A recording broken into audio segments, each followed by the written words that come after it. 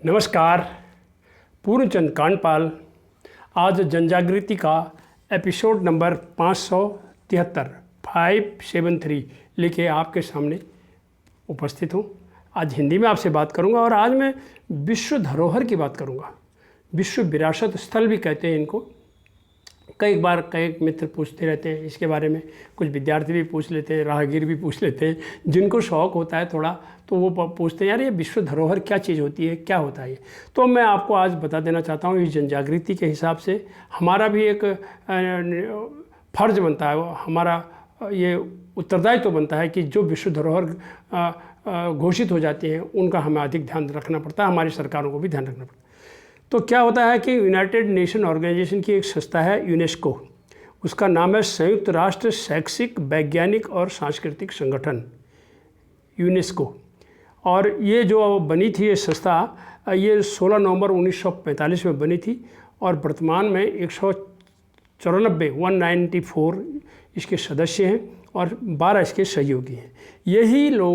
यही संस्था यूनेस्को किसी भी पूरे विश्व में कौन से इन्हें अच्छे लगते हैं, कुछ नियम कानून उनके बने होते हैं कि विश्व धरोहर किनको घोषित किया जाए, यही तय करते हैं। और इस समय वर्तमान में विश्व में 1199 स्थलों को विश्व विरासत घोषित किया गया है। और ये 3 कैटेगरी में है। इसमें 933 जो हैं सांस्कृतिक हैं, भारत में इसमें से 34 हैं, 227 प्राकृतिक हैं और 39 मिश्रित हैं, प्राकृतिक और सांस्कृतिक। और कुल मिलाकर के भारत में इन 1199 विरासतों में से कुल भारत में 42 है। बहुत कम लगते हैं, बहुत कम है और होने चाहिए। अब मैं आपको इतना बता देना चाहता हूँ, ये कोशिश करता हूँ कि ज़रा से जल्दी मैं आपको ये बता दूँ कि कहाँ कहाँ ये हैं। तो सबसे पहले मध्य प्रदेश चलते हैं। मध्य प्रदेश में सांची स्तूप, खजुराहो स्मारक मंदिर, सतपुड़ा टाइगर रिजर्व, भीमबेटका प्रस्तर खंड, धुआंधार और जबलपुर का नर्मदा के ऊपर जो जलप्रपात है। मध्य प्रदेश के बाद चलते हैं महाराष्ट्र में छत्रपति शिवाजी टर्मिनस, एलिफेंटा, एलोरा गुफाएं और अजंता गुफा। फिर गोवा का पुराना चर्च। उत्तर प्रदेश फतेहपुर सिकरी, ताजमहल, भारत जो है की सबसे बड़ी विश्व धरोहर है ये, और आगरा का किला। तमिलनाडु में चोला मंदिर और महाबलीपुरम। उसके बाद दिल्ली कुतुब मीनार और हुमायूं का मकबरा। बिहार में महाबोधि मंदिर, बोधगया और नालंदा का पुरातात्विक स्थल। उत्तराखंड में एकमात्र नंदा देवी राष्ट्रीय अभयारण्य, फूलों की घाटी, चमोली गढ़वाल में। उड़ीसा में कोणार्क मंदिर। पश्चिम बंगाल में सुंदरबन राष्ट्रीय अभयारण्य और शांति निकेतन बीरभूम में। राजस्थान में गुलाबी शहर जयपुर सिटी, जंतर मंतर जयपुर और केवलादेव राष्ट्रीय उद्यान भरतपुर। गुजरात में चंपानेर पावागढ़ पुरातत्व उद्यान, रानी की वाव बावड़ी है ये पाटन के पास, और धौलवीरा रणकच्छ में, और 606 साल पुराना अहमदाबाद का शहर।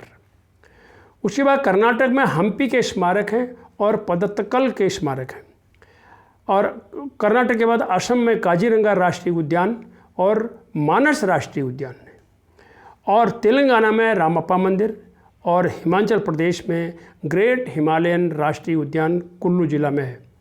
और अंत में एक देश का एक है भारतीय पर्वतीय रेल दार्जिलिंग, ये अलग से है भारतीय पर्वतीय रेल दार्जिलिंग, और पश्चिमी घाट जिसकी लंबाई 1600 किलोमीटर है।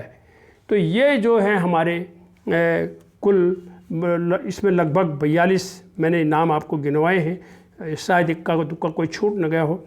लेकिन मैंने जैसे कि आरंभ में ही आपको कहा कि जब सारे विश्व में 1199 हैं तो भारत में ये 42 ही हैं, ये जरा सा और ज़्यादा होते। अब इससे लाभ क्या होता है? जब ये विश्व घोषित हो जाती हैं, सांस्कृतिक धरोहर विश्व की धरोहर घोषित हो जाती हैं, तो यदा कदा जब कोई समस्या आती है, कोई परेशानियाँ आती हैं, तो उस समय ये कुछ आर्थिक सहयोग भी इनको प्रिजर्व करने के लिए, इनका संरक्षण करने के लिए ये जो है यूनेस्को देती है। अब इसके कुछ नियम कानून बने हैं। हर एक देश जैसे ये विश्व धरोहर घोषित हो जाते हैं तो उस देश के लिए भी कुछ कानून बनाने पड़ते हैं उनको कि भाई आपने इसको कैसे संरक्षित करना है, जैसे उदाहरण के लिए मैं फूलों की घाटी का बताऊं उत्तराखंड का, कि वहाँ क्या करना है, क्या नहीं जाना है, और कितनी वहाँ पर हमने जाएंगे तो कितनी गंदगी नहीं फैलानी है, और कूड़े के ढेर वहाँ, कचरे के ढेर वहाँ नहीं ले जाने हैं।